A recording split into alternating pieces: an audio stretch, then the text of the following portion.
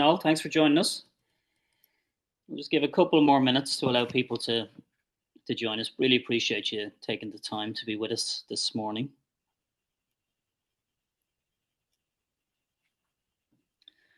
And for the first time in the last while, I can say the sun is shining. So just so we know you can all hear me okay, you might just pop a good morning and tell us what the weather is like into the chat feature there. That'd be great. But hallelujah, we can say the sun is, sorry, I can say the sun is shining where I am in Dublin.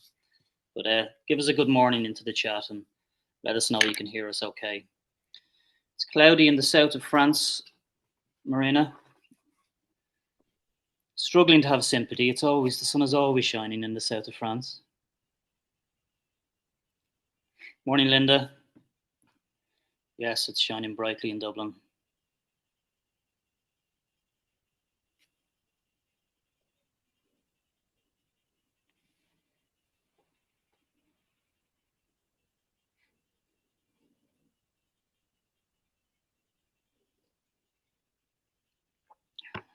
Morning, all. Just one more minute there, and then we'll start away. Thanks for joining us this morning. Apparently, we're in for a good summer because of all the rain that we've had, but sure, who knows, right?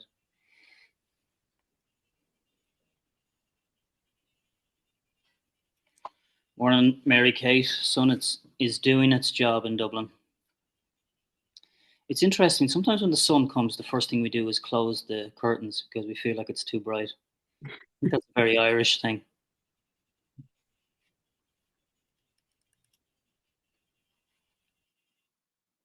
Okay, we'll start away as people are joining there, right? And we're due to go to 11 o'clock. So thank you everyone for joining us this morning. Really appreciate it. We're excited about this webinar and some of the feedback we get from organizations is they really want to hear how an organization builds a great place to work, why an organization builds a great place to work, the steps that they take to do that, the learnings from the program. So we're delighted to bring this webinar this morning, how to become a great place to work. And it's a unique approach into Uniquely. And I'm delighted to be joined by the Chief People Officer, Aisling Teillard. Aisling, good morning.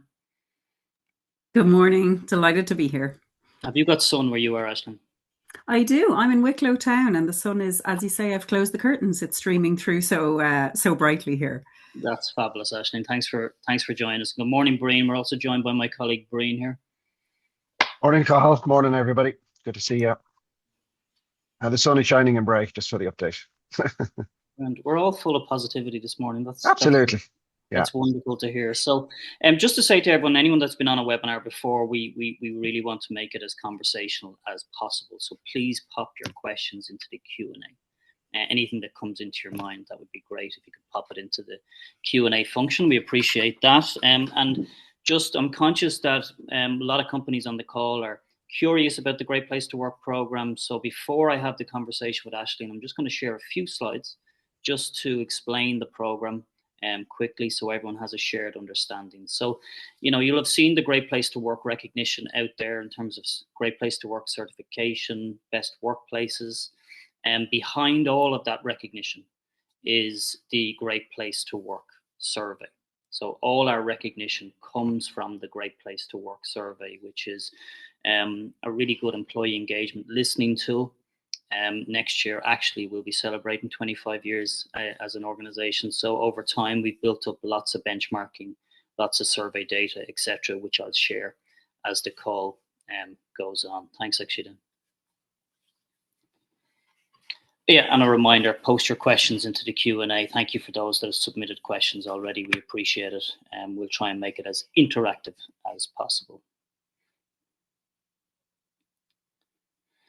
So where do I begin? Well, we'll have a conversation with you around your organizational strategy, your needs around culture.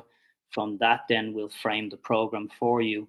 And a key starting step is we'll run the Trust Index, the employee survey, with all of your employees, all of your managers, all of your leaders.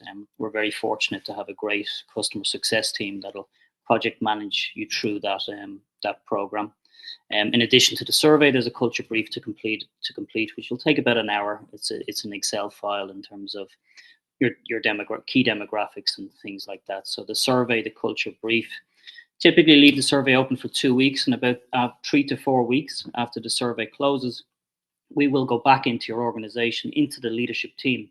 We'll present the results, talk about the things that you're doing well, and talk about the areas of opportunity when it comes to your work culture. And that's a really important moment to get the leadership team on board with the work that has to be done around the work culture. And at that point, we can tell you whether you're certified as a great place to work. And certification is the first step to unlocking all our other recognition opportunities. Thank you, Ikshita. And what does the survey cover? The survey covers 17 key categories. So you can see the categories on the screen there. It covers everything you need to know around your work culture: communication, leadership, talent management, recognition, etc. 17 key categories. And we'll give you a readout as to how you're performing on those 17 categories, show how you benchmark, but we can also look at the data across your job levels, middle management levels. How do they feel about these key areas, departments, teams, etc. As I said, our benchmarking is updated each year, annualized each year. So we've really good benchmarking in place, so you can benchmark your results. Some deadlines for you. I noticed some tech organizations on the call. The best workplaces in tech, the deadline to be certified is the 9th of April. So do talk to us if you're looking to sign up to the program and want to be included as a best workplaces in tech. But remember, the first step is the survey, be certified as a great place to work, and then that opens up the other recognition opportunities.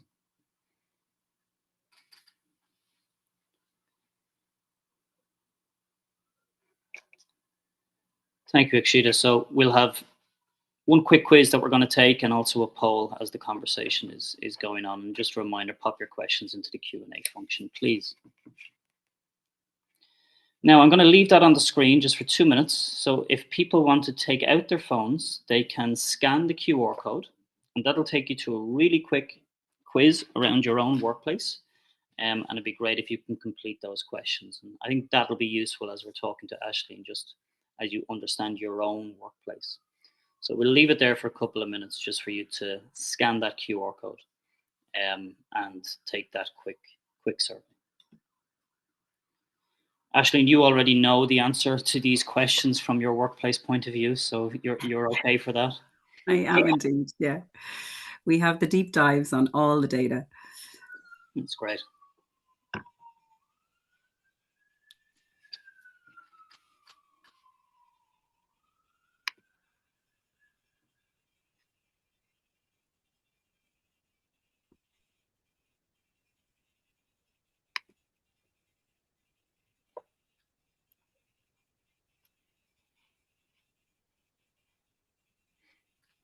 Just a few more seconds there for people to take the quiz.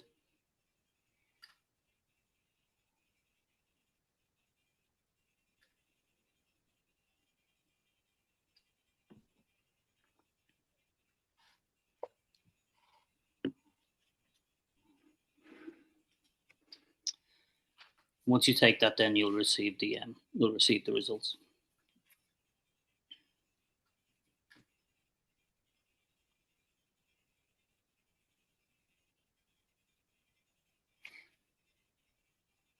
Okay, thank you for that.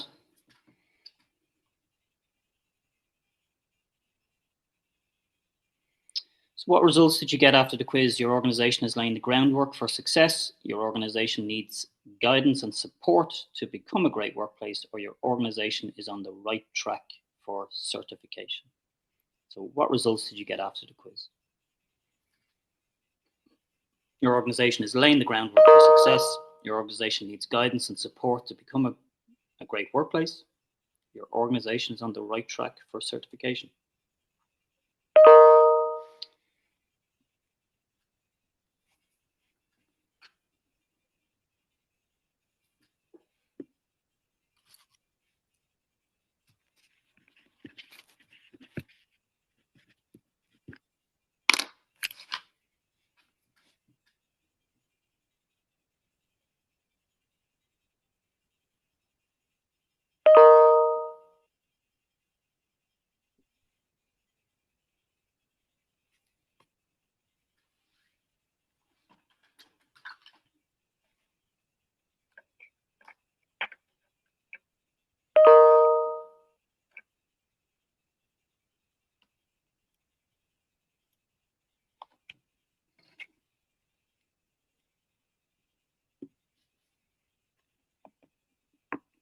Thank you, Akshita.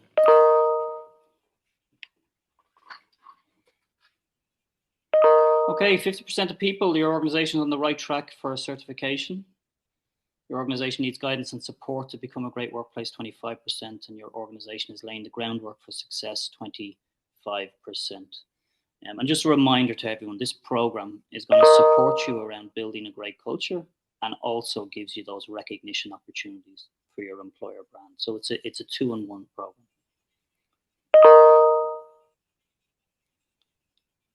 Thanks, Akshita. And a couple of final things, just if you want to scan the QR code, we've got a really detailed employee experience report that was done in terms of understanding people's experience throughout Europe around the area of work. So there's that report is full of great stats, which is going to be really useful as you think about your culture. Just one stat that is within that is we asked people, if you knew an organization was certified as a great place to work, would you be more likely to choose that workplace as a place to work? And 7 out of every 10 people have said if they knew it was certified as a great place to work, they would choose that organization. So you can see the value in terms of your talent attraction.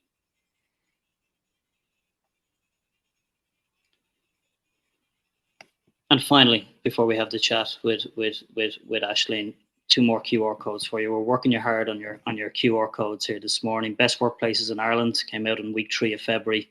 Again, full of great stats, etc. And Akshita's popped the link into the chat as well. And then best workplaces for women as well, in terms of showcasing organizations that are doing great things in terms of female talent and development. So feel free to download them and have a look.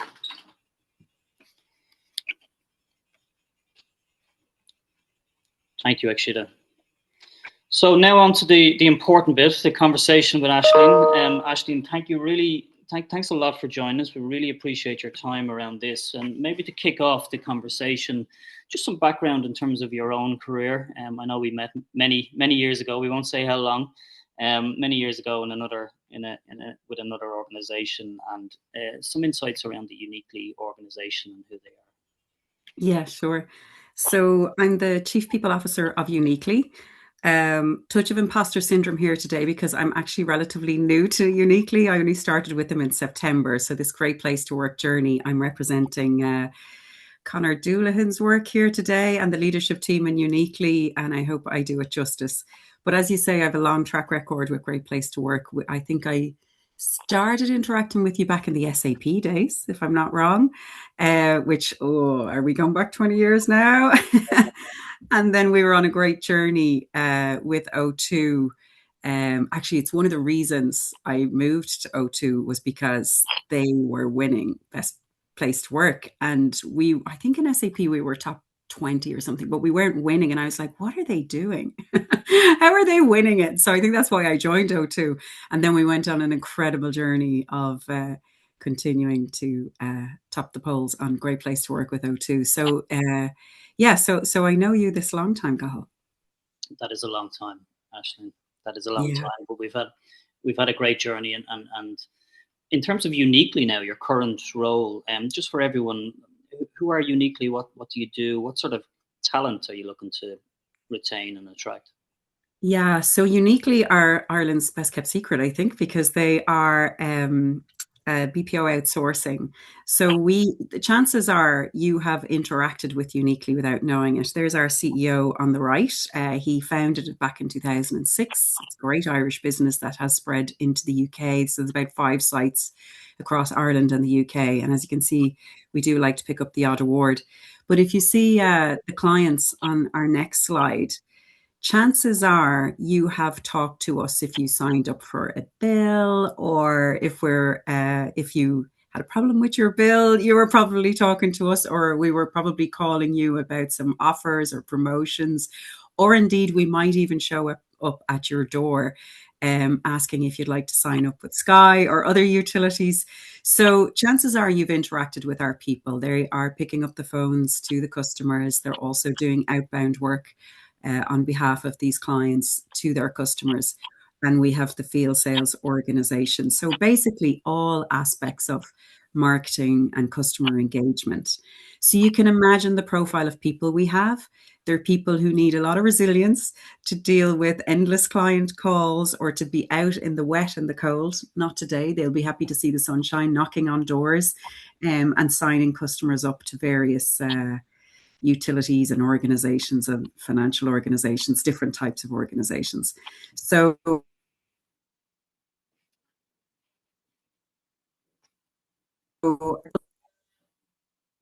are very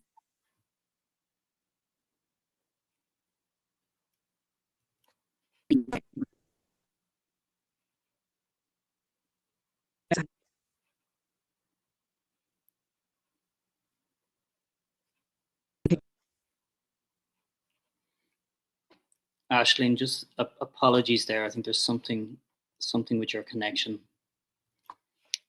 We can't hear you at the moment.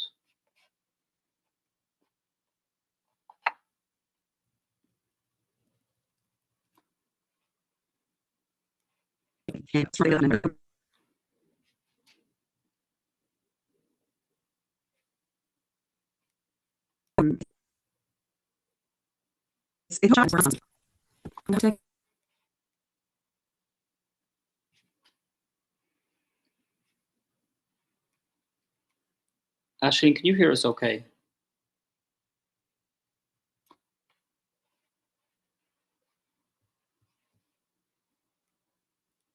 Apologies, everyone, just for a minute there while we're trying to reconnect with Aisling.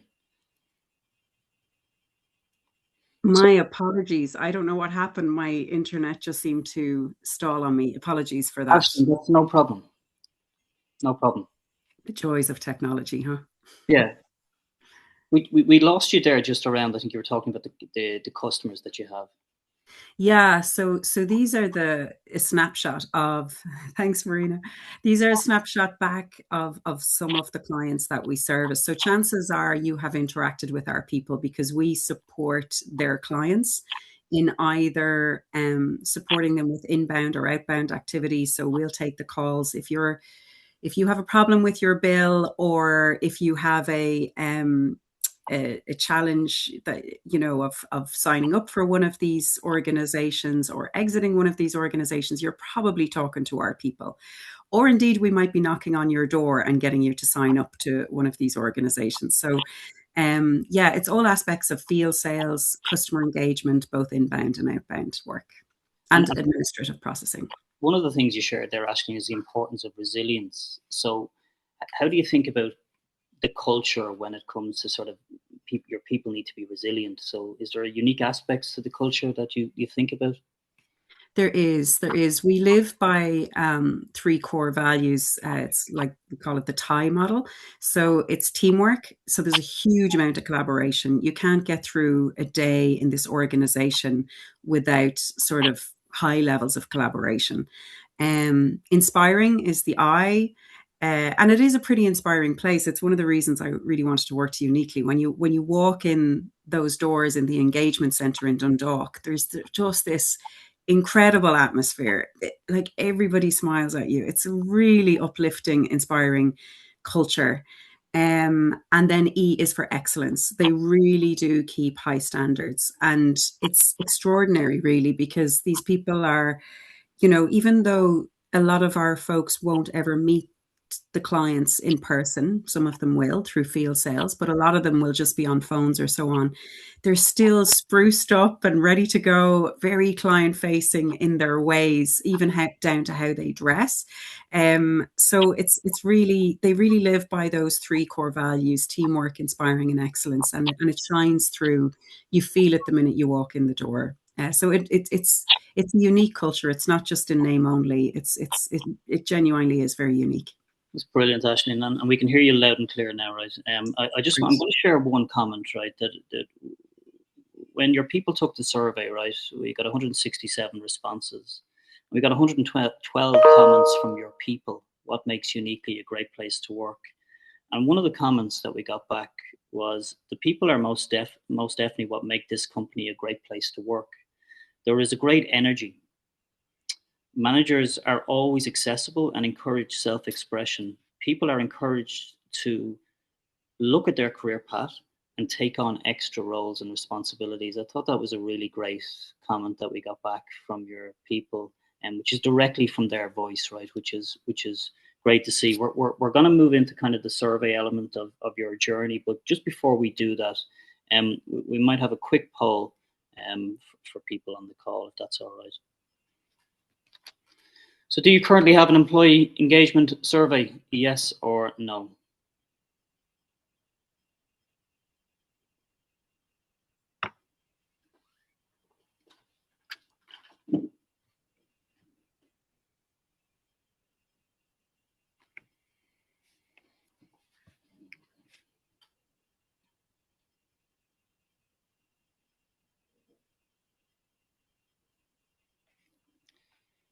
Do you currently have an employee engagement survey? Yes or no?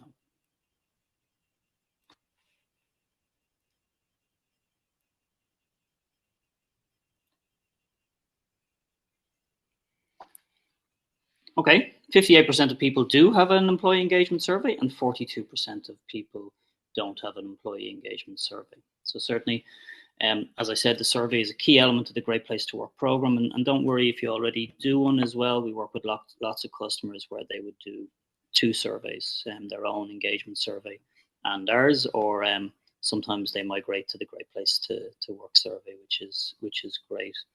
So, just thinking about the program then, Ashley, and you've lots of experience with other organizations as well, right? But can you give people a sense as kind of the reasons, the motivation to join the program? I know you're a few years in at this time. Yeah. So I spoke to Connor, who's really the lead on this, and I think it's unique because Connor is he comes from the business. He leads the Pinergy team. He's not in HR at all, so it's really extraordinary the way he's driven this. And I asked him, why did we go on this journey to begin with?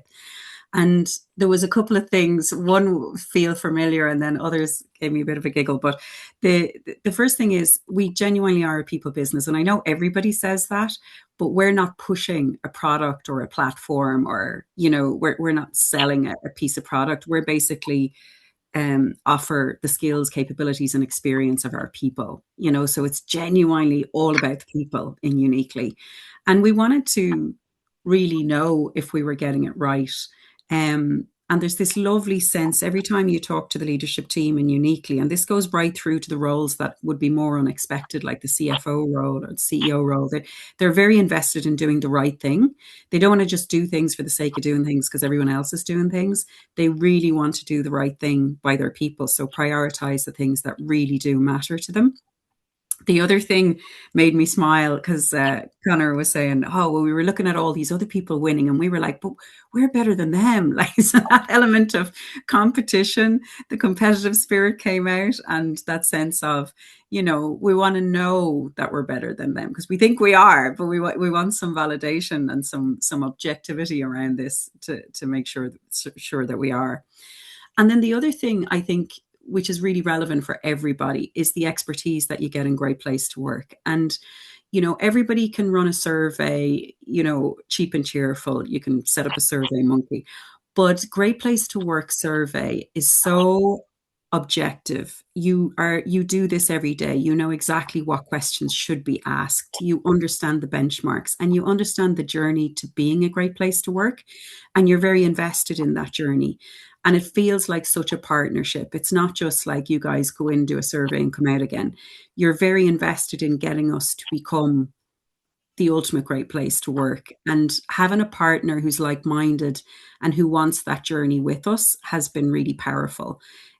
Because I think even the way that you come back and you help us interpret the data, I know this myself. When I run my own surveys, my own engagement surveys, you get emotionally invested in the data. You're like, I can't believe they said that, But when Great Place to Work presents back the data, they're looking at it through a very objective lens. So they really deep dive into things that maybe you don't think about, or benchmarks, knowing how other companies responded to that question, knowing how the context in which that question lives. And that was really interesting for us, even looking at things like demographics. We know that when people start off, they're really great, but then they have a little bit of a dip. But then if they get past that tenure, then they'll come back up again and be more satisfied. We'd have never looked at the data like that prior to Great Place to Work pointing it out.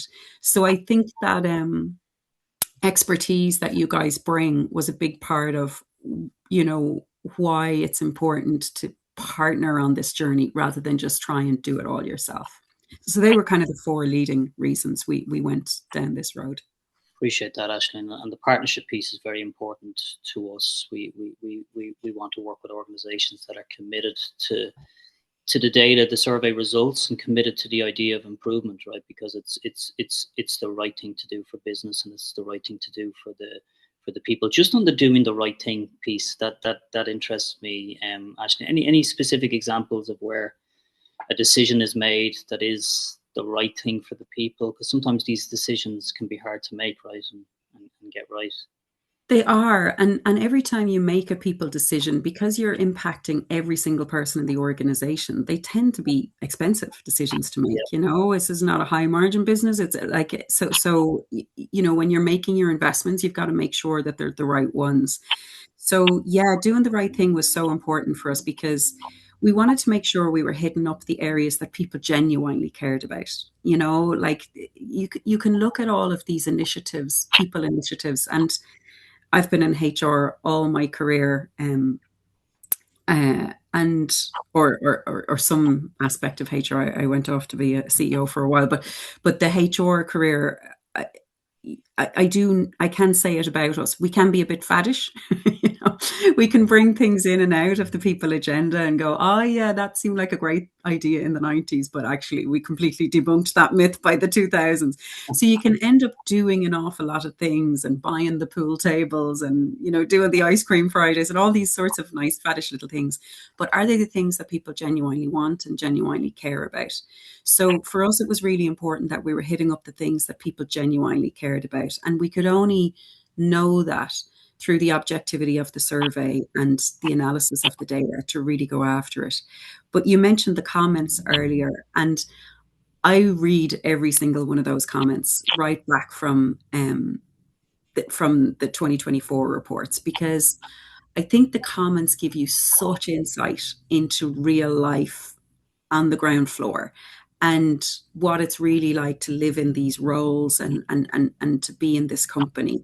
It gives you such an insight, and you can see patterns and trends. I love the data, but I actually love the comments more, if I'm being honest, because the comments really give you a sense of what is the right next thing to do. So all of the initiatives that we've done over the past few years have been a direct result of the survey results and what people were asking for. Brilliant. And I agree with you on the comments. They can really help understand the story behind the data results. I completely agree with you on that. So will we have a look, maybe, okay, survey is done, first year in, kind of what areas came out in terms of strengths and what areas came out in terms of opportunities for you, Aisling? Yeah. Dikshiv, if you want to move me on there. So one of the things that we really hit, because we do quarterly engagement surveys ourselves, but we saw a real difference between the surveys we did and the Great Place to Work surveys. We got a lot richer data. And the reason was that people truly trusted that it's anonymous. I think there's always that little thread of when you run your own surveys, people don't 200% trust that it's fully anonymous. Whereas when it's Great Place to Work, they're very open with their feedback. We get much more richness in the commentary. We get an awful lot more data. So it gives us real feedback.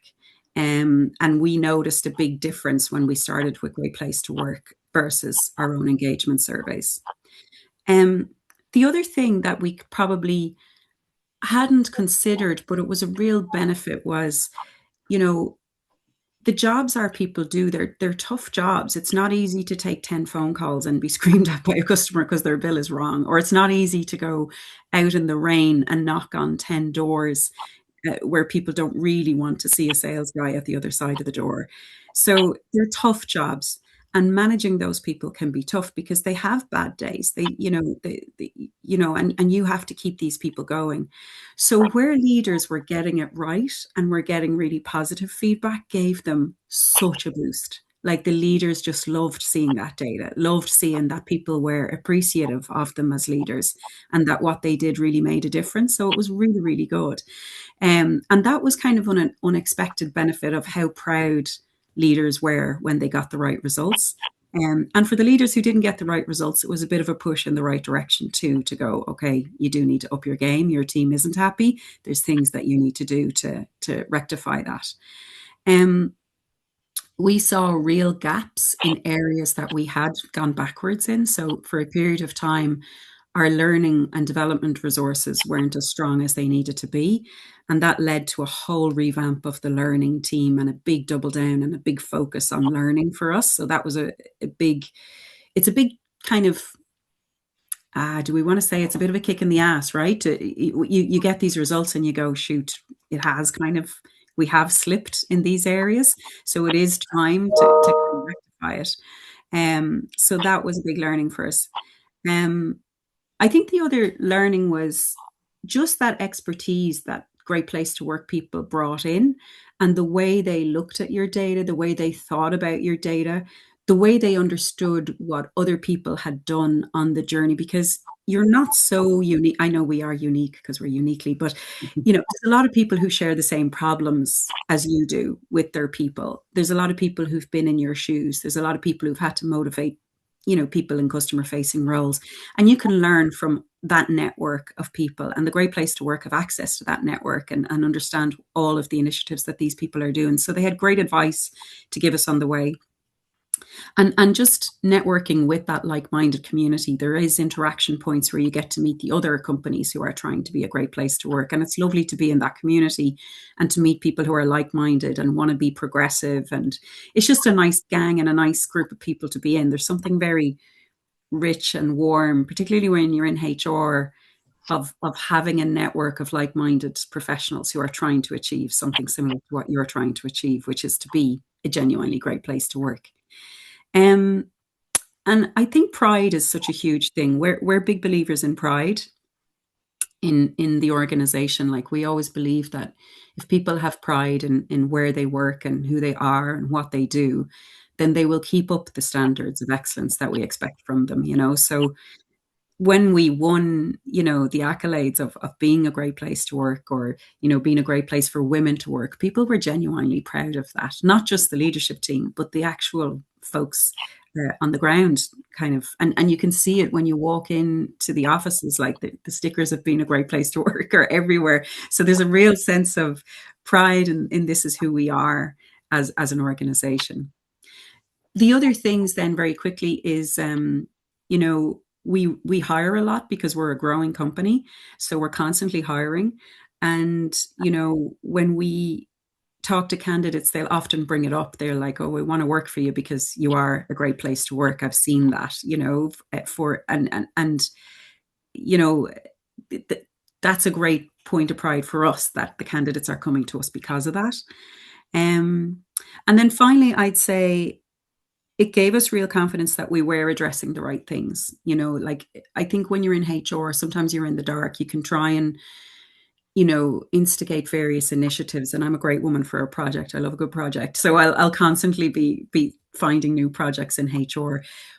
But you want to make sure you're not shooting in the dark, that those projects are going nowhere or that people don't really value them, because I think you can invest a lot of time in people initiatives that go nowhere. So for us, it gave us confidence that, when we invested in the L&D team, and, we've recently brought in an LMS, again, an expensive project to do, but we know it's the right thing to do because we got a lot of feedback on the learning and development journey of our people. So you're making these investments, but you know that those investments are money well spent. And that was a really great give back to us.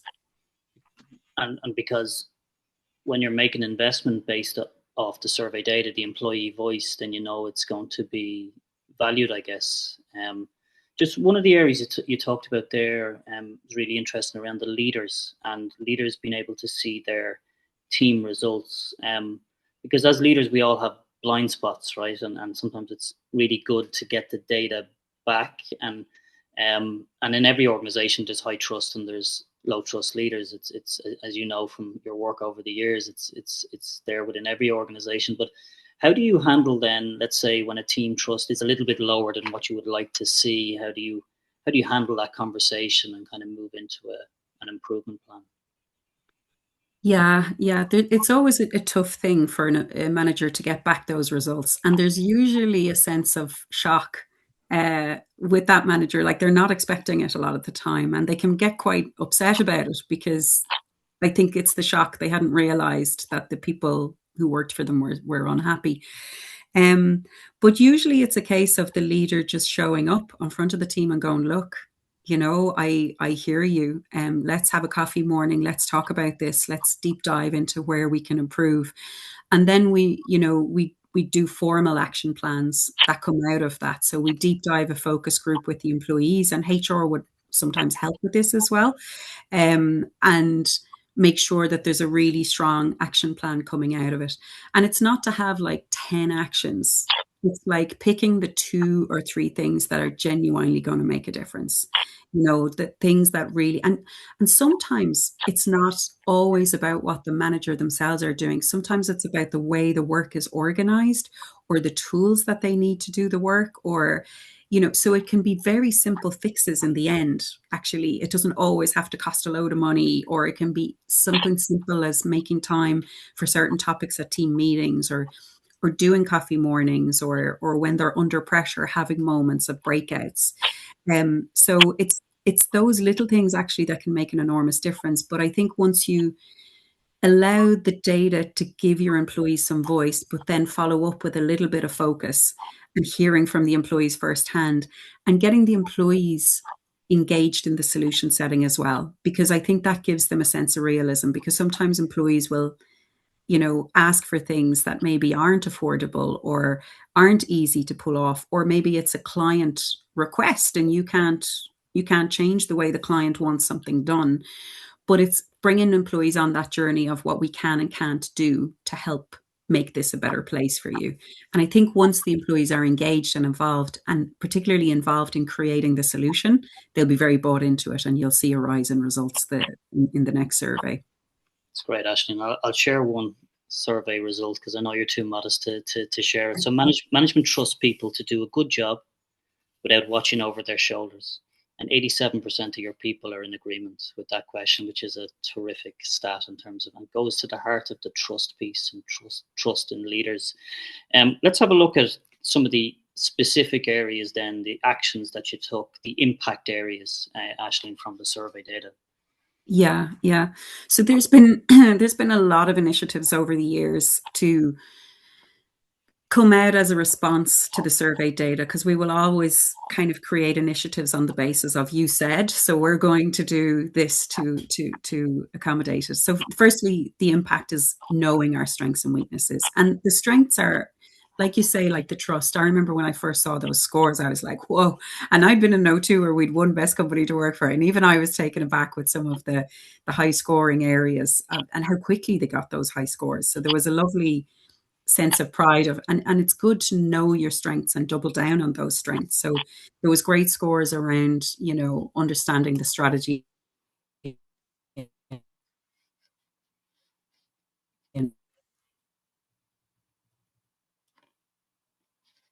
direct.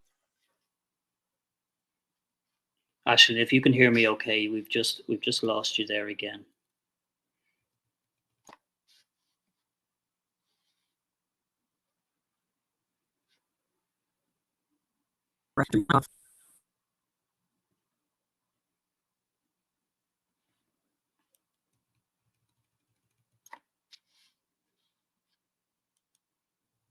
We'll just give a minute there for Aisling to connect back in.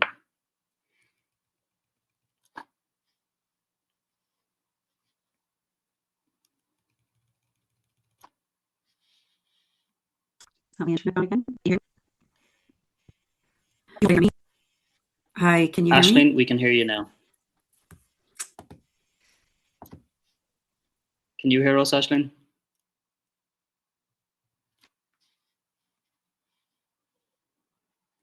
Just while we're waiting for Aisling to come back there, we had a question in on the chat from Jean.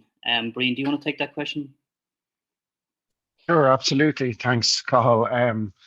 Hi, everybody. Jean was asking a question in relation to Great Place to Work. Are we relevant to all organizations, regardless of their size and sector?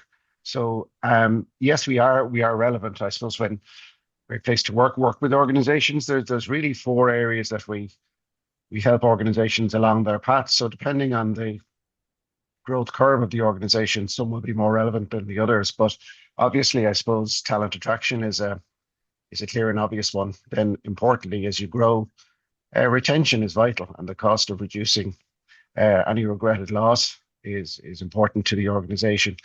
And then through the survey, we're able to use the data along the lines that Aisling has talked about there, to inform organizational and leadership development, and then to look to start to build a high performing culture and to protect the culture that you have. So we work with organizations from 10 people up, as I say, from a startup or a micro phase right through to small, medium, large, and super large organizations. So we can support right throughout the cycle.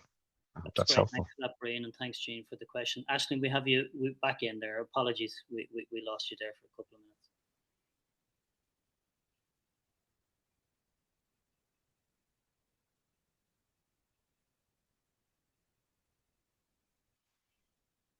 Sorry, I think Aisling's still frozen.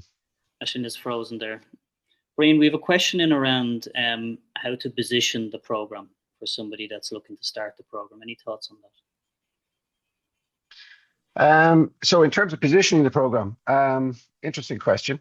So I suppose, as Colin touched on at the very outset of the webinar, when we're engaging with an organization, we spend time with you as the organization to understand what is it that you want to gain from the Great Place to Work framework. What part of the framework and the insights do you want to access? In terms of positioning, the people that are vital in terms of positioning is the leadership team. So to have the leadership team behind the program and behind the survey and the outputs that are going to come from that are really helpful. We engage with organizations on a 3-year basis. And organizations will often openly communicate this to their people to say, we're engaging with Great Place to Work with a view to being certified over the next 3 years, and focusing heavily on confidentiality and anonymity, because that's very important in providing the positioning and the confidence for people to respond to the survey. So really, getting in touch with the organization, what is the strategy? Importantly, what culture needs to exist to deliver on that strategy? And that allows us then to position the survey with confidence. And as we go along then, as Aisling has touched on multiple times, giving people feedback on the survey that they have completed will help with the ongoing positioning and strength of Great Place to Work. That's great. Thanks, Bryn. Aisling, we have you back now. We lost you at the impact areas. That's okay. We have you back. So sorry. I never have internet problems. I don't know what's going on. I've changed location. I hope it helps. Apologies for that. No problem. It's good to have you back. Well done. Yeah, so just to finish off then on these areas. So we understood our position relative to benchmarks. I think that was very important to know how you sit against peers, but also how you sit against your previous year's results. So you can see those improvements or indeed areas that you might be moving backwards on. That was really important to us. And it gave us laser focus on areas that we really wanted to support. So particular demographics in our organization, we saw needed more support than others. We saw particular departments needed a little bit more focus than others. But there was lots of initiatives introduced. There's this thing now running, and again, it's a direct result of feedback from Great Place to Work, which is our Magnificent 7 competition, which is all about making it fun and competitive in the engagement center, and giving prizes and just raising kind of the bar with competitions and fun in the workplace. I mentioned we introduced a new LMS. We're now working on learning pathways for every area of the organization. We've revamped all of our onboarding practices as a direct result as well, to help people in their early stages with the org. and we're working on a career path now as well, a new career path to reinvigorate the development journey for employees. And there's lots of others, like we've changed benefits over the years as a result of some of the answers to the reward questions. So there's been a whole host of initiatives have happened as a result of the data. And every year we pick what are the big things that are going to make the biggest impact with our people.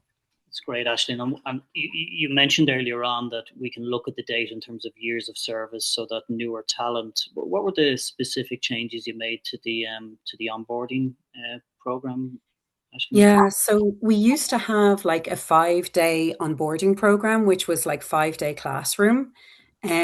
Because there's actually an awful lot that they have to learn before they go out on the streets, say, for example, knocking on doors, and just in relation to compliance, the client's products, the way that you manage it, and sales training itself. So there's an awful lot to pack in, but we've actually taken that and spread it across a 6 week journey, incorporating buddies, mentors, check-ins, because actually those first few weeks are really tough out there in the cold and the rain, knocking on doors and getting a lot of rejection.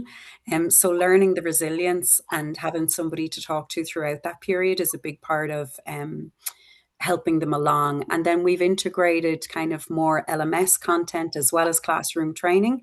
So kind of mixing up how we onboard them and bring them on that journey. But there's an awful lot more support, I think, available to them now than there would have been in previous years. And we learned that an awful lot from actually some of the commentary that came up through Great Place to Work, where people talked about that and talked about helping newer colleagues and supporting them more in the earlier days. So that was a huge revamp for us and a big change to our ways of working as well, but we think a really worthy change. Yeah, and it can be hard to join a new organization, right? And it's so important, that welcome, that onboarding. Yeah, absolutely. We got a question around any specific things you do around communication, Ashley. And I know you talked about the faddish programs that sometimes there's of course there's nothing ever as important as communication. So any insights there around what you do? Yeah, and communication is challenging for us because they're on the phones all the time or they're out in the field all the time. So we don't have everybody just sitting in an office waiting to talk to their boss, you know? So communication is really tricky for us. But we do things like quarterly chicken wing Fridays. We do big summer parties, big Christmas parties, those sorts of things. But we're now introducing a more structure around town hall meetings with the CEO, breakfast with the boss, uh, various new initiatives around communication. We're using the LMS as well as a means to communicate to different audiences, because you can create different spaces to communicate to different people in different ways. So we're bringing in a whole host of new communications to layer on what we already do. But we try and make it happen in ways that is informal, but gives people a real sense of what's going on. Because actually, to pull them off the phones is logistically a massive challenge for us. It's really hard to just get everybody together as an organization.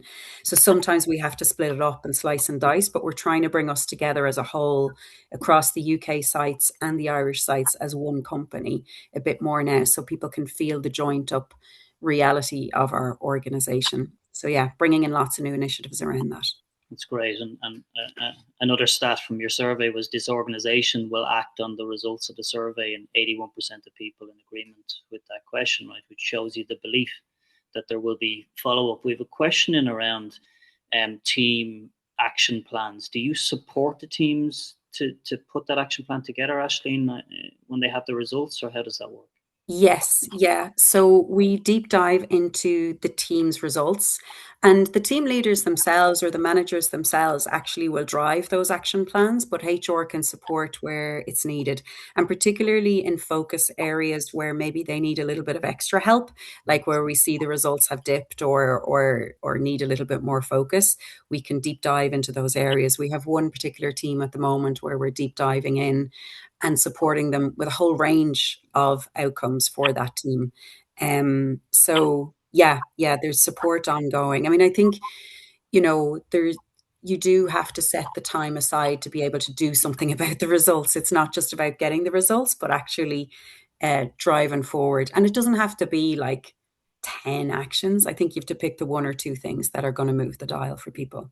Absolutely, and you don't want to overcommit, right, and under deliver. So it's about trying to get to actions that is achievable, and then sell those actions throughout the year. As in, this is what we're working on, and then the fact that people are involved in those solutions is really important.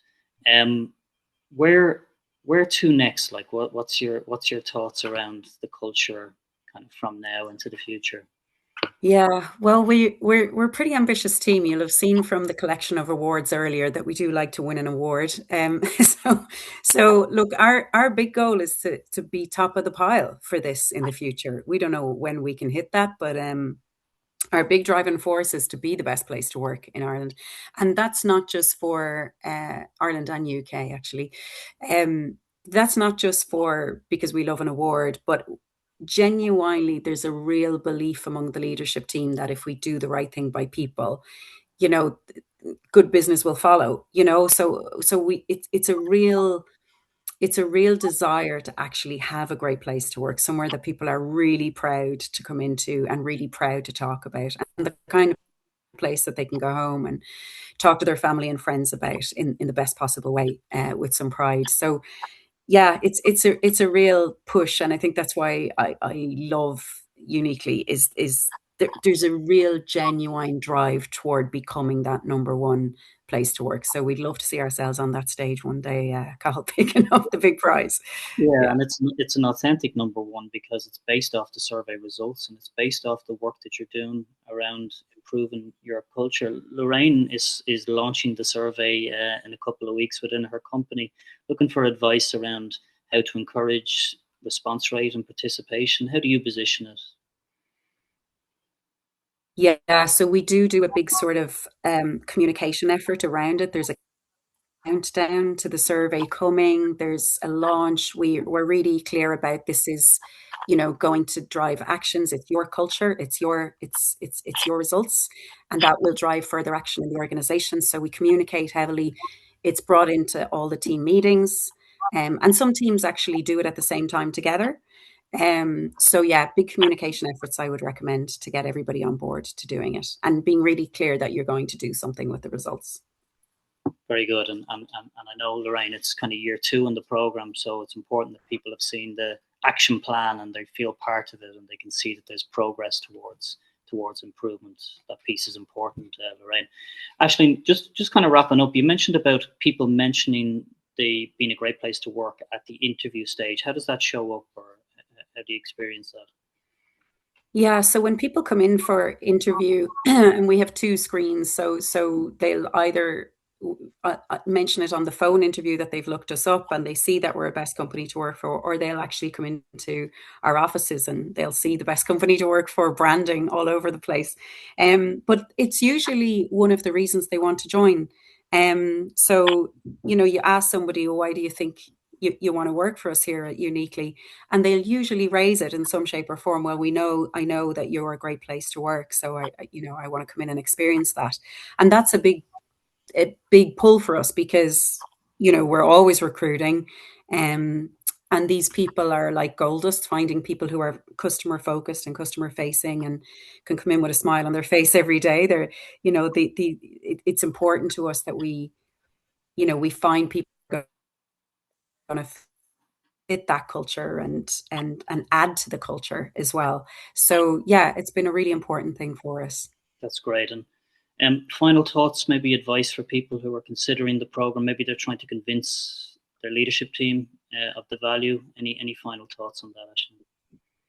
Yeah, look, I think there's a great ROI with Great Place to Work because you're not just getting a survey, you're getting the buy-in of your whole organization that you're going to be a great place to work and that commitment to it.